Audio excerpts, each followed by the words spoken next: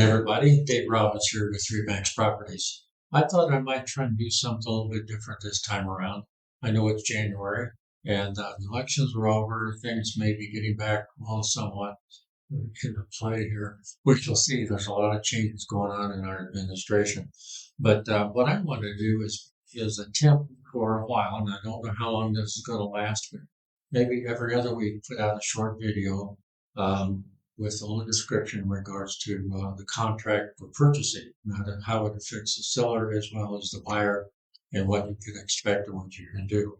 But as usual, first off, we need to go into what interest rates are doing. As of this morning, as a matter of fact, an hour ago, I got current rates, and we are looking at a VA of 6.25%, and that also applies for FHA. Now, that's with a FICO score, of course, of 680. Conventional, you are looking at a 6.99 with FICO score of 720.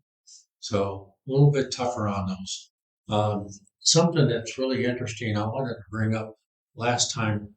I talked about the possibility of a burglar getting in through a house. And I had this one in the police department where they would send their little kid in through the doggy door, unlock the door, and you guys have access to the house. Something else that I came across with somebody in my sphere, you might say, was, and I had forgotten about this, but there are people that go around with a little control box and they will dial in a signal that will hit your garage door open and transmit a signal, open your garage door, pull in, and load up. They've done that. So I had a client that got hit with their garage here lately. Something else too, again, a client with all our sub-zero weather that we're having, they did not think about the fact that their window over the sink, which faces an outside wall, excuse me, uh, the water lines will freeze. You've got to open those cabinet doors at night so that the warm air gets in there and hits those uh, all the water lines. And I can't. Sorry. Anyway, leave your cabinet doors open. Do it for all your sink areas in the house. The basement shouldn't be a problem, but everything else upstairs, even if it's a second story, it doesn't hurt. Before you go to bed, open those cabinet doors and don't have any frozen pipes and ruin your house. So bad idea on that. A real quick rundown on the market for the last 7 days. Brand new listings. The market's getting busy. 311 new listings in this last 7 days. 139 went under contract, and closed transactions in the last 7 days, 171. That's pretty good.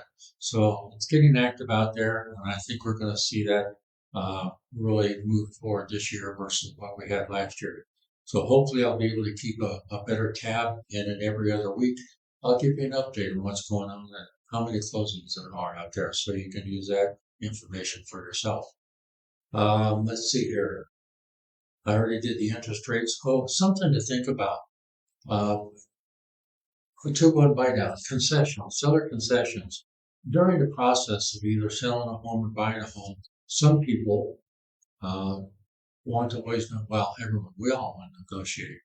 But one of the things you might want to do as a buyer is to ask the seller for a 2-1 buy down if the interest rate, which now, as we said, is a little over 6%, is a little bit too high. Most buyers in our community right now, FHA and VA, when you put together all the monies you need to pay for the loan amount and or down payment, now you don't have to do a down payment, but you can, then you end up with nothing left really to go back into a house and then start changing out lights, repainting the walls, putting in new carpet or flooring or any other repairs.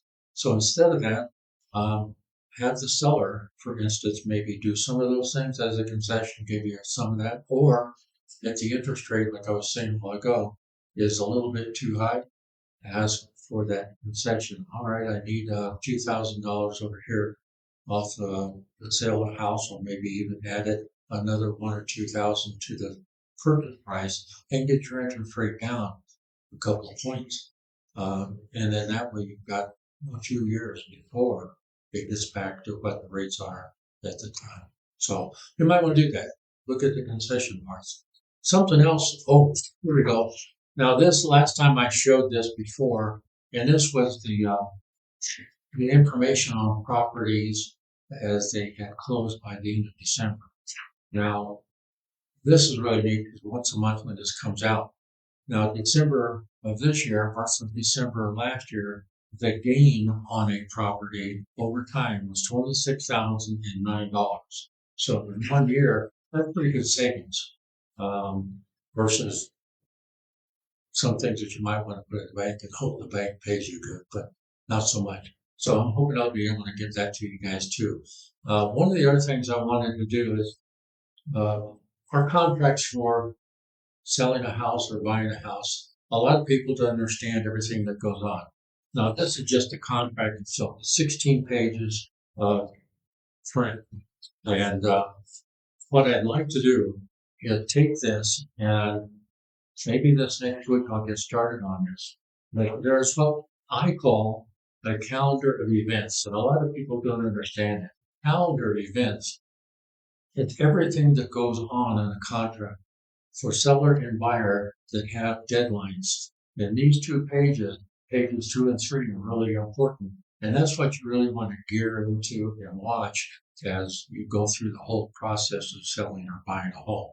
And I want to go through that and start doing that this next week. So if you want to keep an eye on what's going on or get a little bit of an education on it, I think that's a great way for us all to do that. So that's all I have for now. I just want to keep these short so that it's not too long as you go through your computer and all your emails and check everything else out.